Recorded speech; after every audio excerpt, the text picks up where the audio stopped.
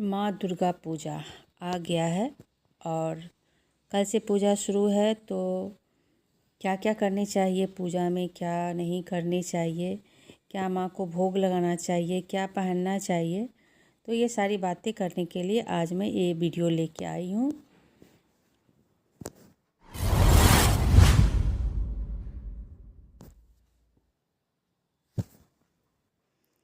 तो hello friend, स्वागत करती हूँ अपने चैनल ब्यूटी एंड इंटरटेनमेंट में। कैसे हैं आप लोग? आशा करती हूँ बहुत ही बढ़िया होंगे, स्वस्थ होंगे, मस्त होंगे। तो अभी दिन ही आ गया है एकदम सकारात्मक सोच का, पॉजिटिव वाइब्स का।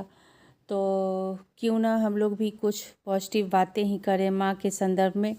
माँ दुर्गा को क्या पसंद है, नहीं पसंद है, माँ दुर्गा के क्या कलर फेवरेट हैं, इन सारी चीज़ों की बातें करने के लिए मैं ये वीडियो लेके आई हूँ। और माँ दुर्गा को क्या 9 दिन क्या भोग लगेंगे, मैं आज उसी की वीडियो लेके आई हूँ। तो चलिए, पहला दिन माँ शैलपुत्री का जो है दिन है। तो उन माँ को भोग लगता है गाय का घी का। माँ शैलपुत्री को गाय का घी बहुत ही पसंद है। तो पहला दिन आप भोग लगाएं गाय का घी और तुलसी। साथ में तुलसी तो सभी प्रसाद में जाएंगे ही, क्योंकि तुलसी के बिना भोग नहीं लगता है। सिर्फ गणेश जी को छोड़ के, गणेश जी को सिर्फ ये चाहिए, क्या बोलते हैं उसे, दूब जो बोलते हैं, दूब चाहिए। बाकी सभी को तो तुलसी के साथ ही भोग लगाना चाहिए। तो माँ शैलपुत्री को घी पसंद है, तो पहला दिन लगाइए माँ के भोग में घी का प्रसाद और माँ को करिए खुश। तो चलिए, अब आता है दूसरा दिन। तो दूसरा दिन माँ ब्रह्मचारिणी को शक्कर या मिश्री जो भी है, मतलब मिश्री चढ़ाइए चाहे शक्कर चढ़ाइए। तो माँ ब्रह्मचारिणी को शक्कर का भोग लगाइए और उन्हें प्रसन्न करिए, ताकि माँ प्रसन्न रहे और आपकी मनोकामना पूरी करे। और जब माँ के पसंद की सारी चीज़ें होंगी तो माँ प्रसन्न तो होंगी ही। तो उन्हें पसंद है मिश्री, तो आप उन्हें चढ़ाइए मिश्री। तो चलिए, अब बढ़ते हैं तीसरे दिन की ओर। तीसरा दिन है चंद्रघंटा।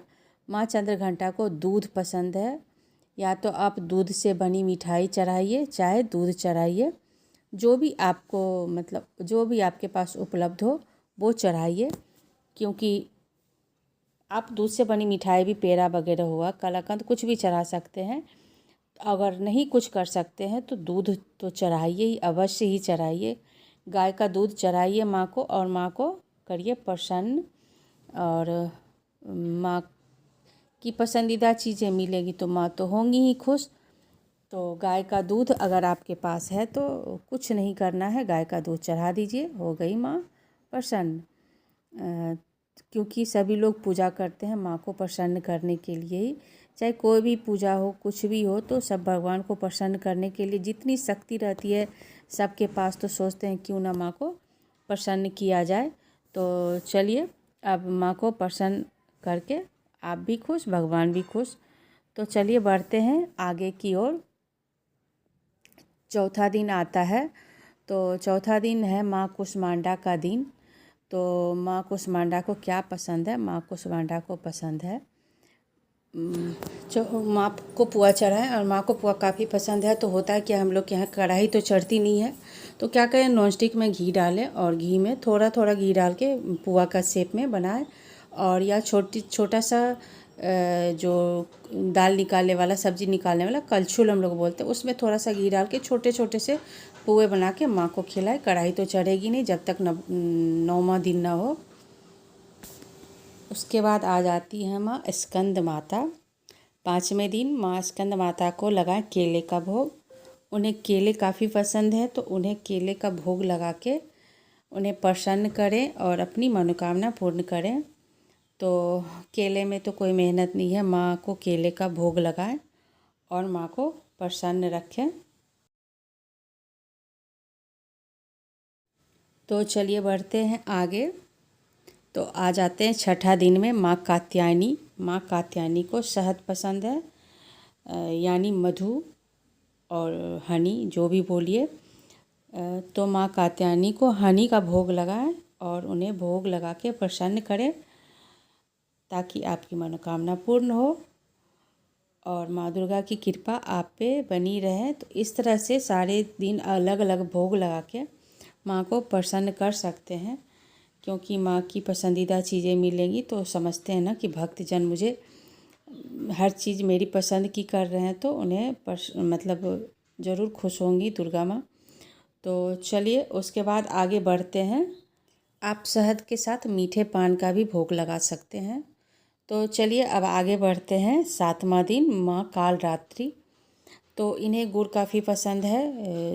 ये मतलब गुड़ जो ओरिजिनल गुड़ जो होते हैं ना, उन गुड़ से माँ कात्यायनी को भोग लगाएं, सॉरी कालरात्रि का, और माँ को खुश करें गुड़ का भोग लगा के। तो माँ को प्रसन्न करें उनकी पसंदीदा भोग लगा लगा के। तो उसके बाद चलिए आगे बढ़ते हैं। आ जाते हैं मतलब 7वां दिन तो हो गया। अब आ जाते हैं 8वें दिन पे। 8वें दिन माँ को क्या भोग लगानी है? तो माँ को भोग लगानी है 8वें दिन नारियल। तो अष्टमी के दिन आप माँ को नारियल का भोग लगाएं, और अष्टमी के दिन साक्षात महागौरी का जो है ना रूप एकदम साक्षात लगता है कि सामने खड़ी हैं। इस तरह मतलब उस दिन मतलब अष्टमी पूजा काफ़ी ही मतलब माना जाता है अष्टमी पूजा के दिन। तो उस दिन ज़रूर से ज़रूर नारियल चढ़ाएं और माँ को खुश करें।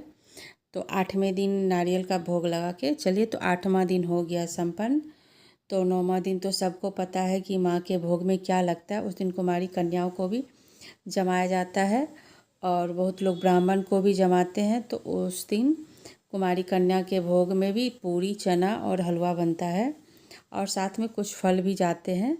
तो इस दिन का प्रसाद तो सबको पता है कि पूरी, हलवा और चने की सब्ज़ी एकदम शुद्ध।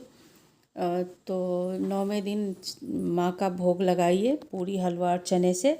और उस दिन जो भी पूजा करते हैं उस दिन कुमारी कन्याओं को पहले खिला के ही खाते हैं, अपना व्रत तोड़ते हैं कुमारी कन्याओं को खिला के ही। तो चलिए, और 10वां दिन तो माँ का विसर्जन ही हो जाता है। तो उस दिन तो माँ के विसर्जन के दिन तो सबको बहुत दुख होता है कि माँ कितने खुशी लेके आई और चली जाती हैं। तो विसर्जन के दिन तो कुछ नहीं बनता है। और जैसे नवमी का प्रसाद जो है ना, अपनी कुमारी कन्याओं को खिला के अपने अगल बगल भी थोड़ा सा प्रसाद को वितरण करें, और ताकि सभी को प्रसाद मिले। तो कैसा लगा मेरा वीडियो ज़रूर बताइएगा, और अगर कुछ गलती हो गई हो तो माफ़ करिएगा। तो मैं नॉर्मल सी जानकारी मैंने सोचा क्यों ना दूसरों में शेयर करूं, तो कुछ गलती हो गया तो माफ़ करिएगा। और वीडियो पसंद आती है तो लाइक, सब्सक्राइब, शेयर सब कुछ करिएगा नोटिफिकेशन बेल के साथ। तो जो भी देखते हैं उनको दिल से धन्यवाद। तो मिलते हैं कुछ और वीडियो के साथ, तब तक के लिए खुश रहिए, अपने आसपास सफाई का ध्यान रखिए और फैमिली का भी ध्यान रखिए। तो और स्वच्छ स्वस्थ सब कुछ रहिए। तो मिलते हैं नेक्स्ट वीडियो में, तब तक के लिए धन्यवाद।